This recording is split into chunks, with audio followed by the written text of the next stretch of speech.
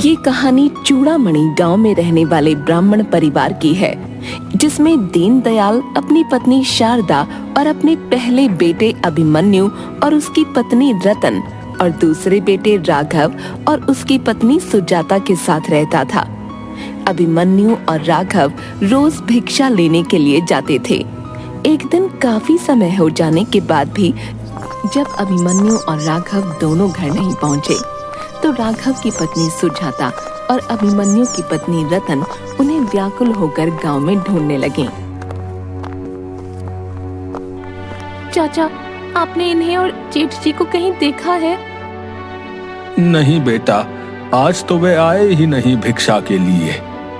वैसे बिटिया, का हो गयो? कुछ नहीं चाचा, सुबह से ये और जेठ जी दोनों घर से साथ निकले थे, पर अभी तक घर नहीं लौटे हैं। कहाँ देख लिया उन्हें? कहीं पूजा करबे के काजे तो नहीं बैठ गए? नहीं है, सारे घर और पूरे गांव में देख चुकी, कहीं मिले भी नहीं है। पीछे से रतन भी आ जाती है। सुजाता भाभी, ये दोनों मिले कि नहीं? मुझे तो नहीं मिले। मैंने हर घर गली सब जगह देखा, सबसे पूछ भी लिया, पर कहीं नहीं मिले। ये कहीं चले तो नहीं गए हमसे रूठकर? तभी पास से एक लड़का योगेश आता है। भाभी, आप रो क्यों रही हो? भाभी, हिम्मत रखो, यह दोनों यहीं आसपास के गांव में ही होंगे। अरे भाभी, मैंने दोनों को गांव के तक्षक मंदिर वाले रास्ते पर जाते हुए देखा था। योगेश की बातों को सुनकर सुजाता और रतन दोनों घबरा जाती हैं। बेटा, आप दोनों घर चली जाओ, अब शाम हो गई है। वैसे भी शाम का समय हो गया है। तक्षक राक्षस रात में आ जात है, जल्दी जाओ। आखिर तक्षक है कौन और सब लोग उससे डरते क्यों हैं? तक्षक मौत का दूसरा नाम है। लोग खजाने के लिए उस मंदिर में चले जाते हैं। तक्षक लोगों की जान क्यों लेता है? तक्षक मोगी देवी की पहली संतान थी। तक्षक बहुत लालची था। उसने देवी के सारे सोने को हड़प लिया था, और जैसे ही तक्षक अनाज को हड़पने वाला था, सारे देवी देवताओं ने उस पर हमला कर दिया और अपनी संतान को देवी ने बचाने के लिए शर्त रखी। और वो शर्त थी कि कोई भी तक्षक की पूजा नहीं करेगा और सब तक्षक को भूल जाएंगे। चूड़ामणि गांव के लोगों ने तक्षक का मंदिर बनाया और उसकी पूजा की, जिसकी वजह से सभी देवी देवता क्रोधित हो गए। और तब से लेकर आज तक देवी देवताओं का गुस्सा चूड़ामणि गांव पर बारिश बनकर बरस रहा है। लेकिन लोगों के द्वारा मंदिर बनाए जाने पर तक्षक बहुत खुश हुआ और खुश होकर उसने अपना सारा सोना मंदिर को समर्पित कर दिया। क्या वो सोना अभी भी उस मंदिर में है?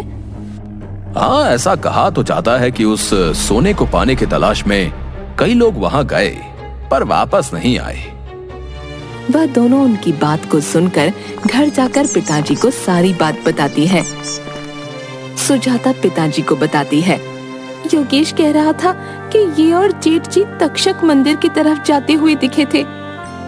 जाने कहाँ चले गए दोनों? चलो, मैं उन्हें ढूंढने सुबह जाऊंगा। वैसे भी इस वक्त निकलना ठीक नहीं होगा। ठीक है पिताजी। रुको, ये बात तुम दोनों अपनी माँ को मत बताना, नहीं तो वो दुखी हो जाएगी। सुबह होते ही वह दोनों बच्चों को ढूंढने निकल जाता है। वहाँ रास्ते में काफी तेज बारिश हो रही थी। बूढ़ा होने की वजह से धीरे और कांपते हुए चल रहा था। तभी रास्ते में एक दुकान दिखती है। दीनदयाल ब्राह्मण दुकानदार से पूछता है, आपने किसी दो भिक्षुक ब्राह्मणों को देखा है? हाँ, मैंने उन्हें कल भिक्षा दी थी। तभी वो दोनों किसी मंदिर और धन की बात कर रहे थे। कौन सा मंदिर? मंदिर का क्या नाम था? मुझे नहीं पता। जल्दी जाओ यहाँ से, सुबह सुबह काम भी नहीं करने देते हैं। वह आगे चला जाता है।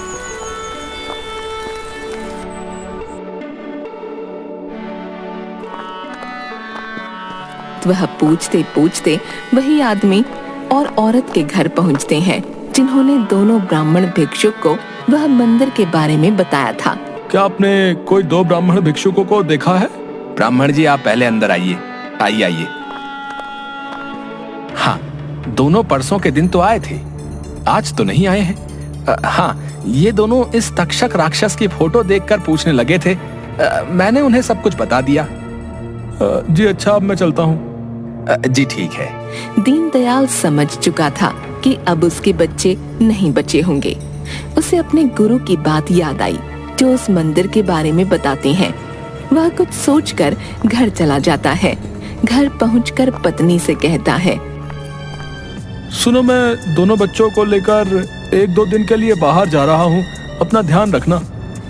दीनदयाल अपने झोले में पूजा पाठ का सामान और एक तस्वीर रखकर मंदिर की तरफ चला जाता है। रास्ते में वह अपने गुरु के बताए हुए बातों को याद करते हुए चलता है, बीते हुए समय की गुरुजी की बात को सोचते हुए। गुरुजी, ये तक्षक रक्षक और उसके जो सैनिक हैं, उन्हें हराने का कोई तो रास्ता होगा। हाँ, उसके लिए हमें आटे से बनी गुड़िया चाहिए होगी। इसी के साथ गुरुजी उसे बहुत सारी बातें बताते हैं। वह बातें अभी तक दीनदयाल को याद होती हैं। वह मंदिर में पहुंच जाता है। दीनदयाल जैसे ही अंदर जाता है वैसे ही वहां काला धुआं उठने लगता है, जिससे उसकी नाक में अजीब सी महक भर गई। वह आगे देखता है कि जमीन पर एक सितारा बना हुआ है। उसे इस सितारे के बारे में मालूम था। उस अंधेरे कमरे में वैसे तो कोई नहीं दिख रहा था, पर उसे वहां कई लोगों के होने का एहसास हो रहा था। उसने नजर उठाकर देखा तो छत पर एक साया सा था, जैसे काला धुआं सा वह अजीब आकार ले रहा था। साया बहुत अजीब आवाज कर रहा था। उसने कांपते हुए लालटेन जलाई तो कोई नहीं था। पूरा मंदिर मुर्दा खामोशी से गूंज रहा था।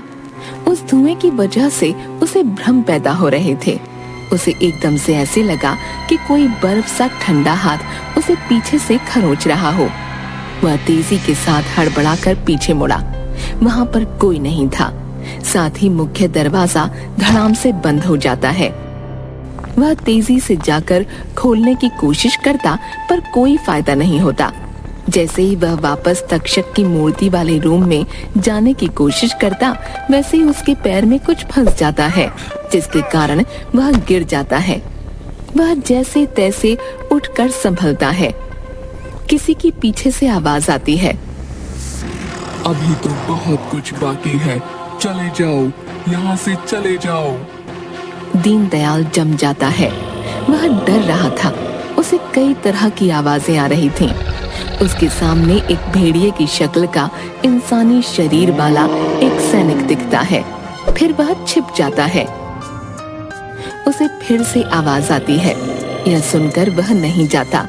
उसे अपने बेटों का चेहरा बार बार दिखाई देता। वो मन मारकर आगे बढ़ने लगता। रास्ते में हड्डियां और मांस उसे दिखाई दे रहे थे।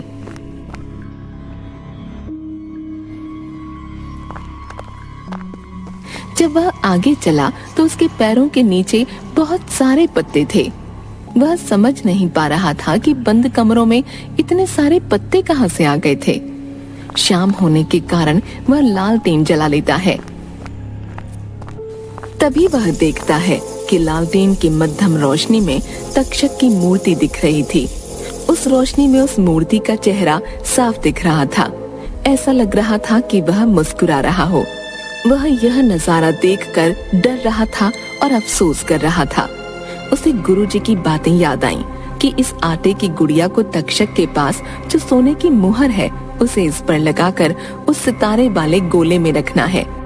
उसे किसी भी तरह येती वाले सितारे के गोले में सोने की मुहर के साथ इस आटे की गुड़िया को वहां तक पहुंचाना था। जैसे ही वह सिक्के को निकालता है और गुड़िया पर लगाता है, वैसे ही तक्षक मूर्ति तक्षक में बदल जाती है। इससे बचने के लिए दीनदयाल मोंगी देवी की तस्वीर तक्षक के सामने कर देता है, जिसके कारण तक्षक कमजोर होने लगता है। उसके हाथ से सिक्का नीचे गिर जाता है। दीनदयाल सिक्का उठाकर भागने लगता है। उसे पकड़ने के लिए सैनिक मानव शरीर पर भेड़िए के चेहरे वाले उसके पीछे लग जाते हैं। जैसे ही सारे सैनिक उसके पीछे आते हैं, वह उसकी थैली में से दूसरी आटे की गुड़िया निकालकर सैनिकों के सामने फेंक देता है। उस अनाज की गुड़िया को वो खाने लगते हैं। साथ ही वह कुछ अन्न के दाने मंत्र पढ़कर सैनिकों पर फेंक देता है। ओम फट एम भाबर भुगी भागनी भागोदरी ओम फट स्वाहा। ओम फट एम भागर भुगी भगनी भागोदरी ओम फट स्वाहा। इसके बाद वह फिर से छुपकर सैनिकों को देखता है तो उन्हें कुछ नहीं होता। तक्षक से बचकर उस सितारे वाले घेरे के पास जाने लगता है। तक्षक जादू से उसके बच्चों की आवाज में बोलने लगता है, पिताजी हमें बचा लो, पिताजी हमें बचा लो, पिताजी हमें बचा लो। यह सुनकर दीनदयाल बैठकर रोने लगता है। उसे बस कैसे भी करके जमीन पर बने सितारे तक पहुंचना था। वह जल्दी से जाकर उस आटे की गुड़िया को रख तो देता है, पर किसी को कुछ भी नहीं होता। वह सारी चीजें कर चुका होता है जो उसके गुरुजी ने बताई थीं। वह बड़ी सोच में पड़ जाता है।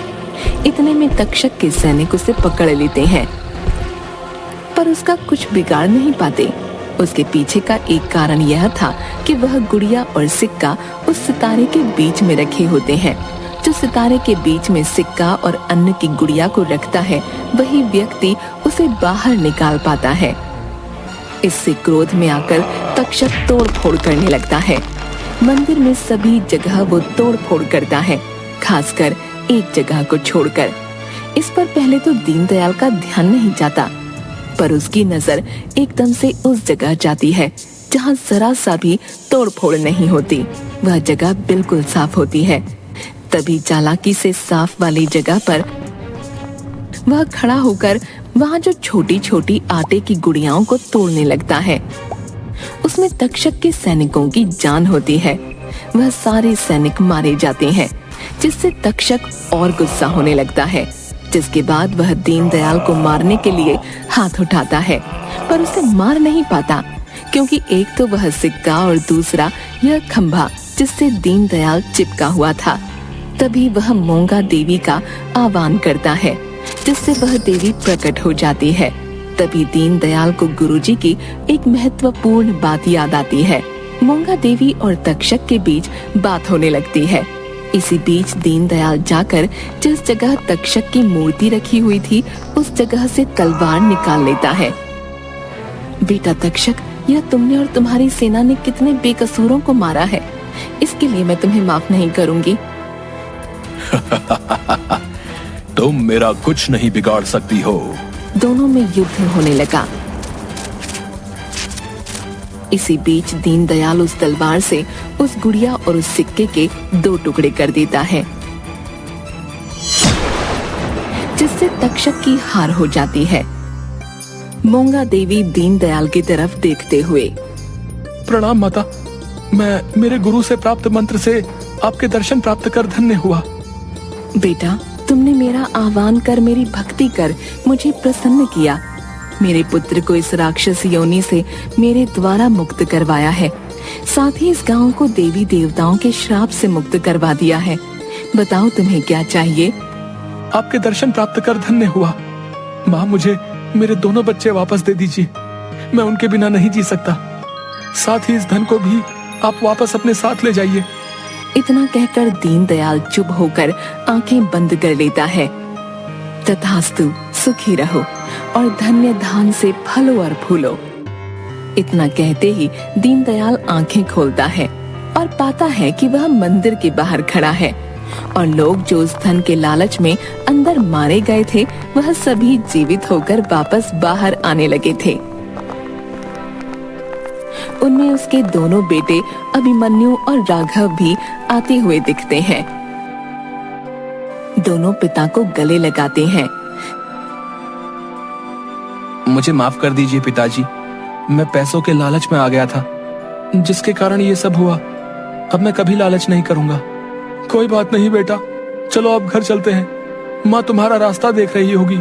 तीनों मिलकर अपने घर चले जाते हैं। घर पहुंचने के बाद वो देखते हैं कि वहाँ झोपड़ी की जगह एक हवेली बनी हुई थी। दीनदयाल देखता है कि उसमें से उसकी पत्नी व दोनों बहुएं आती हैं। ये क्या है? हमारा घर कहाँ है? यह देवी के चमत्कार से हुआ है। दीनदयाल को उस मंदिर के अंदर के माता के आशीर्वाद की बात याद आती है और सभी खुशी खुशी रहने लगते हैं।